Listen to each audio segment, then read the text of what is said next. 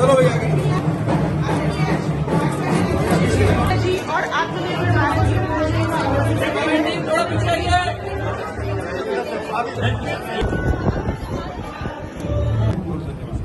बस हो गया एक बार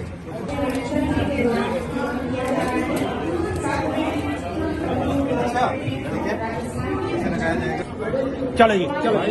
आदरणीय प्रधानमंत्री जी के सपने को साकार करने में अपनी भूमिका अदा करते हैं हमारे सिविल लाइन के विधायक डॉक्टर गोपाल सभी के बीच करने जा रहे हैं। सावधान रास्ते की हमारे रेलवे स्टेशन सुबह जो हम सभी के हृदय में बसता है झाझरिया जी, अमित गोयल जी और डॉक्टर गोपाल शर्मा जी, गांधी परम श्री गुलाबी जी। आप सब जानते हैं वर्तमान में सिविल लाइंस क्षेत्र के लोकप्रिय विधायक, लेकिन इससे कहीं बड़ी पहचान पूरे जयपुर ही नहीं अपितु पूरे स्वामी विवेकानंद जी, पूज्य महात्मा गांधी और परम पूजनीय स्नेह कहां पर रुक चुके हैं। तो यह पवित्र धरती विश्व के 5 सर्वश्रेष्ठ शहरों में शामिल जयपुर में गर्व की अनेक पताकाएं फहरा रही हैं, जिसकी सर्वोच्च परिणति भारत की चौथी आर्थिक और चौथी सामरिक शक्ति के रूप में देखने में है। कृपया कोई भी बात करेगा वो अपराध करेगा, ये मान लीजिए। कोई बात नहीं करेंगे।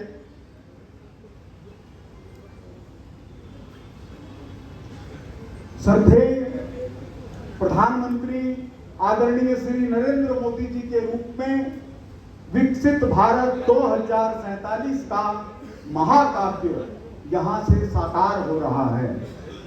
सिविल लाइंस विधानसभा में आदरणीय प्रधानमंत्री जी के पंच रत्नों में से एक नरश्रेष्ठ माननीय श्री अश्विनी वैष्णव जी का अभिनंदन है, स्वागत है, प्रणाम है, आभार है। ओलंपिक हो रहा हो, विश्व चैंपियनशिप हो रही हो, जिसमें पहला नंबर तय है कि पहली रैंकिंग देवेंद्र जी झाझड़िया की होती है। और दुनिया में ये इतिहास है कि सर 20 वर्ष तक किसी ने लगातार ओलंपिक के अंदर पदक प्राप्त किए हों, ओलंपिक में और पैरा ओलंपिक में, इसमें देवेंद्र झाझड़िया जी एकमात्र उदाहरण है। इनको हमारे बीच में पाकर आप एक घटना से समझ लीजिए इनको। आदरणीय महोदय, आपके सामने बस 2-3-4 मिनट के अंदर मैं अपना कुछ निवेदन रखना चाहता हूँ। आया था उन्हें उसी तरह के नारा लगाएंगे हम। भारत माता की, अरे भाई दोनों हाथ खड़े करो। भारत माता की। आत्मनिर्भर भारत संकल्प अभियान के तहत आज सिविल लाइंस विधानसभा की इस बैठक में मंच पर उपस्थित भारत सरकार के केंद्रीय रेल, आईटी और इलेक्ट्रॉनिक्स मंत्री आदरणीय अश्विनी वैष्णव जी, अब मैं सिर्फ इतना सा परिचय दूंगा तो थोड़ा अन्याय हो जाएगा। पूरे भारत में ट्रेनों का इलेक्ट्रिफिकेशन करने वाले लगभग पूरे भारत में काम कंप्लीट हो चुका है। जोरदार तालियां इनके लिए मिलनी चाहिए।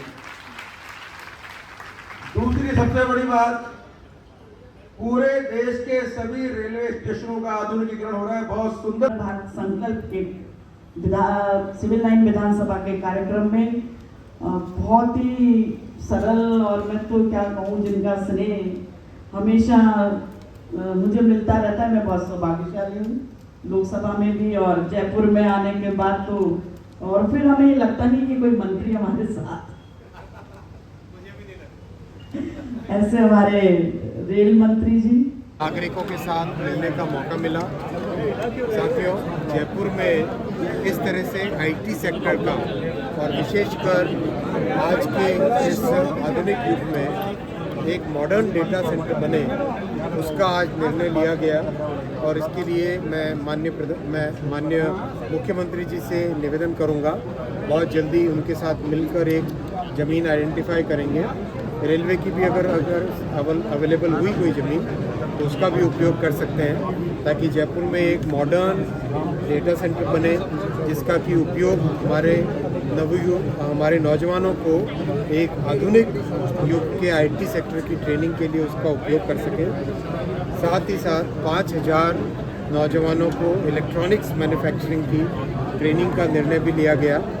आज एक और नया प्रयास चालू हुआ है, किस तरह से रेलवे में जो कंबल मिलती है उस कंबल के ऊपर कवर अगर हो जाए तो एक बहुत अच्छी यात्रियों को सुविधा मिलेगी। उसका एक पायलट प्रोजेक्ट भी जयपुर से आरंभ हुआ है।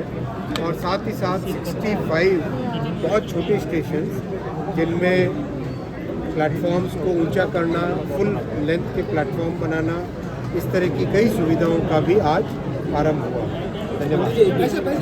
केंद्र सरकार ने कर्मचारियों को आरएसएस की शाखा में जाने के लिए कहा, लेकिन कर्नाटक में बैन लगा दिया गया। देखिए, राष्ट्रीय स्वयंसेवक संघ मानव निर्माण से राष्ट्र निर्माण का एक यज्ञ पिछले 100 वर्षों से चला रहे हैं। हम सबको इससे जुड़ना चाहिए, क्योंकि मन में राष्ट्र के प्रति प्रेम होगा तभी हम राष्ट्र के प्रति समर्पित भाव से काम कर पाएंगे। बिहार चुनाव को लेकर क्या कहना है? बिहार में एनडीए की बहुत बड़ी जीत हुई।